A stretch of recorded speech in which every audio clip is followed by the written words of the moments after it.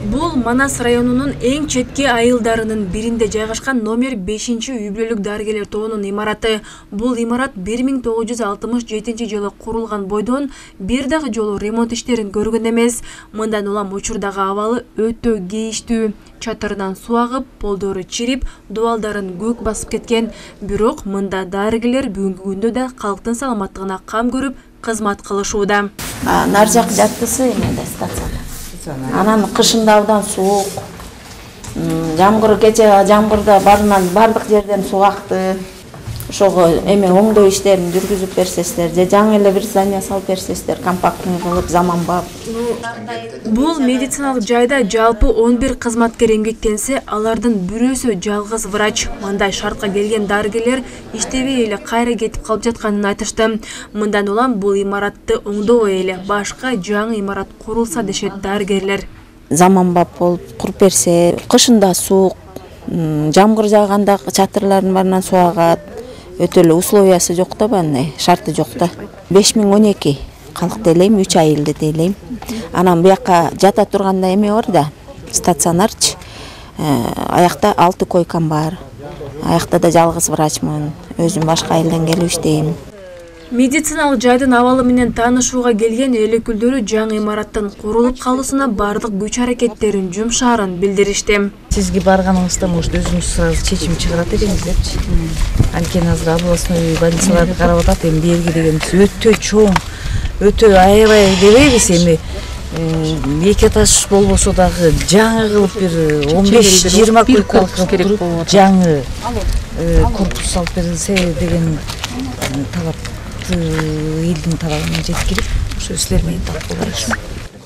Жогорку кеңештин социалдык саясат боюнча комитетинин мүчөлөрүнүн кийинки сапары Жайылган айылындагы ФАПта болду. Бул ФАПтын абалы да өтө жаман болгондуктан жаңы имаратка муктаж.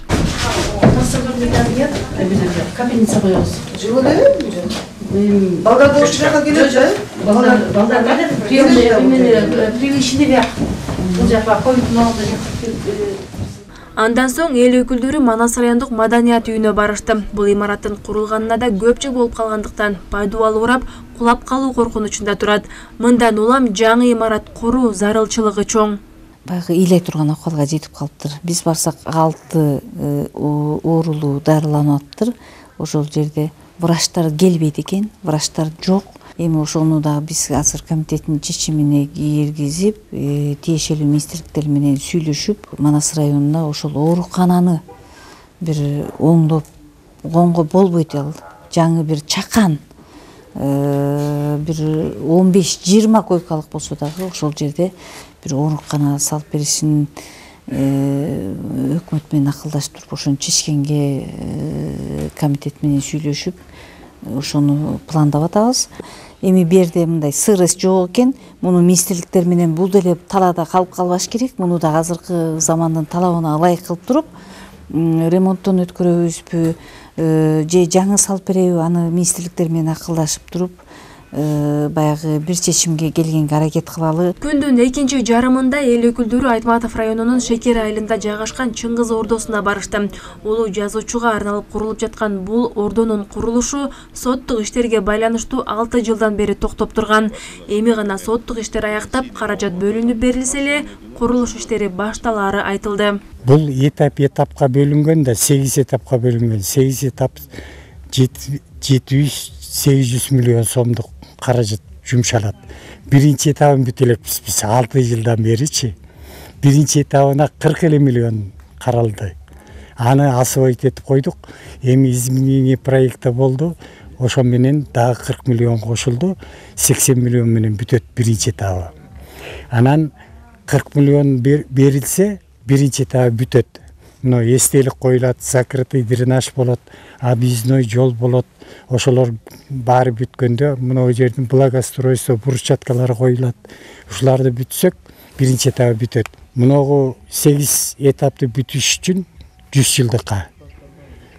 Ар бир жылы 2 этаптан бүтсөк, 8 этапты 100 жылдыкка бүтөбүз. Эл өкүлдөрү Манас жана Айтматов районундагы жардамга муктаж жана көйгөйлүү объектилерди кыдырып бүткөн соң эки райондун эли менен жолугушту. Жолугушуу Айтматов районундагы Семетей кинотеатрында өттү. Анда жергиликтүү тургундар өздөрүн кызыктырган суроолорун беришти. Мугалимдердин үйү барбы?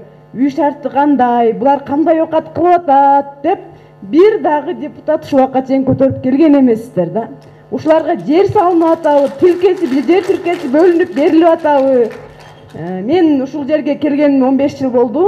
Жергиликтүү кеңешке ушул убакка чейин 3 жолу арыз менен кайрылганмын, жер тилкесин бөлүп берүү боюнча.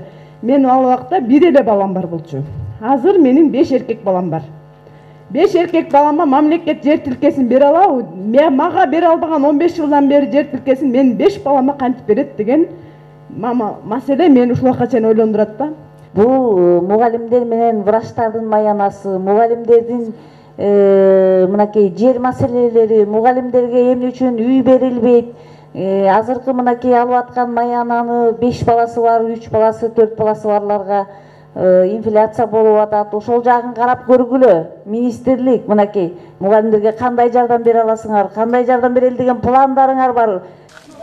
Күндүн соңунда эл өкүлдөрү Талас районунун Балбал айылында жайгашкан ФАПты көрүштү. Айылда үй бүлөлүк дарыгерлер тобунун имараты жок болгондуктан мектептин эски имаратына киришкен. Учурда жаңы ФАПка муктаж. Жогорку кеңештин депутаты Гүлкан Молдобекова бул маселенин да чечүү жолун караштырып, тиешелүү тараптарга кайрыларын билдирди. Биз азыр министрлик менен сүйлөштүк. Кудай буйрса, айыл өкмөт барып. Айжамал Байырбек кызы, Чыңгыз Бокошов, Зина Ахматова, Талас облусу.